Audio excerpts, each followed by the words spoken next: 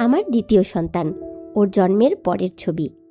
নবজাতক অবস্থায় ওর দেহের রঙটি ছিল এমন, আর এই রঙটি ওর ভবিষ্যৎ দৈহিক রঙের ধরনটি স্পষ্টভাবে প্রকাশ করেছে। অর্থাৎ ওকে দেখে আমরা সকলেই ভেবেছিলাম ও নিশ্চয়ই শ্যামবর্ণের একজন মানুষ হতে চলেছে। তখন ওর এমন রঙের পেছনের কারণ আমরা যেমন খুঁজেছি তেমনি মেনেও নিয়েছি।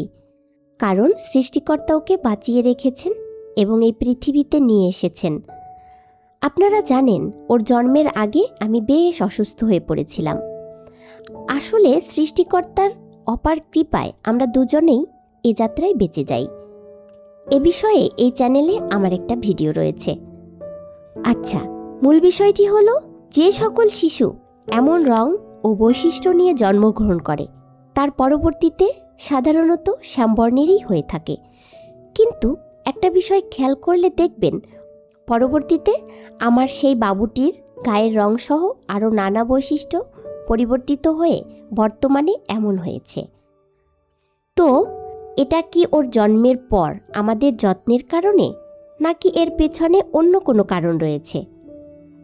অনেকে মনে করেন জন্মের পর শিশুর গায়ের রংসহ বিভিন্ন বৈশিষ্ট্য জন্ম পরবর্তী সময়ের যত্নের উপর নির্ভর করে।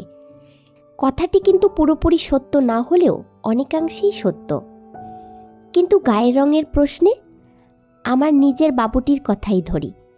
ওর জন্মের 15 থেকে 16 দিন আগে থেকেই একটি বিশেষ কারণে আমার মারাত্মক শারীরিক জটিলতা তৈরি হয়। অথচ পুরো 9 মাস কেটেছে নিরাপদে এবং তখন আমার শারীরিক কোনো জটিলতা ছিল না। তবে কেন এমন হলো এবং সেটা কি, তা জানতে ভিডিওর শেষে এন্ড স্ক্রিনে দেয়া ভিডিওটা দেখে নেবেন। আর সেই শারীরিক জটিলতার কারণে আমি ওই কয়দিন প্রায় অভুক্ত অবস্থায় ছিলাম। তাছাড়া প্রচুর পরিমাণে ঔষধ গ্রহণ করতে হয়েছিল, যার কারণে কিছুটা রক্তস্বল্পতাও তৈরি হয়। তাছাড়া সেই কারণে আমি জন্ডিসেও আক্রান্ত হই। আর তাই ওর জন্ম হয়েছে আমাদের দুজনের জীবন মরণের সন্ধিক্ষণে। ও জন্ম নিয়েছে জন্ডিসে আক্রান্ত হয়ে, ছিল পুষ্টিহীনতা। এই সকল কিছু যখন আমাদের যত্নে ও ধীরে ধীরে কাটিয়ে উঠতে থাকলো, তখন ও ওর নিজের রূপে আমাদের কাছে ধরা দিল। কিন্তু এটা কি সকলের ক্ষেত্রেই হবে? না, মোটেও তা নয়।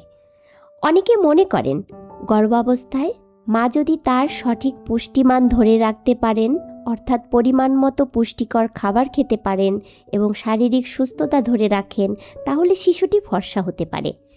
বিষয়টা কিন্তু একেবারেই ভুল। বাচ্চার গায়ের রং মূলত জিনগত বিষয়।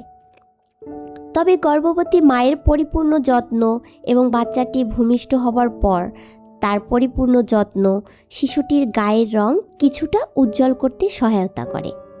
কিন্তু আসল রং পরিবর্তিত হয় না। মা বাবার ত্বকের রঙের সাথেই মিল রেখে বাচ্চাটির আসল রং ফুটে উঠবে। কিন্তু কোনো কারণে যদি গর্ভাবস্থায় অক্সিজেনের ঘাটতি বা রক্ত সঞ্চালনে কোনো সমস্যা তৈরি হয় অথবা জন্ডিস সহ কোনো শারীরিক অসুস্থতা থাকে, তাহলে সাময়িকভাবে গায়ের রং গাঢ় হয়ে যায়, যা পরবর্তীতে ওর সঠিক যত্ন ও পরিচর্যা তার আসল রূপ ফিরিয়ে আনতে ভূমিকা রাখে। যত্ন যত ভালো হবে, গায়ের আসল রং ফিরে আসবার বিষয়টাও ততই গতিশীল হবে। যাই হোক, বিষয়টা হলো গায়ের রং মূলত জেনেটিক বিষয়। এর উপর সরাসরি আমাদের কোনো হাত নেই। তাছাড়া আপনার শিশুটি যে রঙেই ধারণ করুক না কেন, তাতে যেমন আমাদের বা মা বাবার ভূমিকা রয়েছে, তেমনি এটাও ঠিক যে আমার শিশুটি যে রঙেরই হোক না কেন, সে সবসময় আমাদের কাছে সবচেয়ে মূল্যবান, আশীর্বাদের ও ভালোবাসার।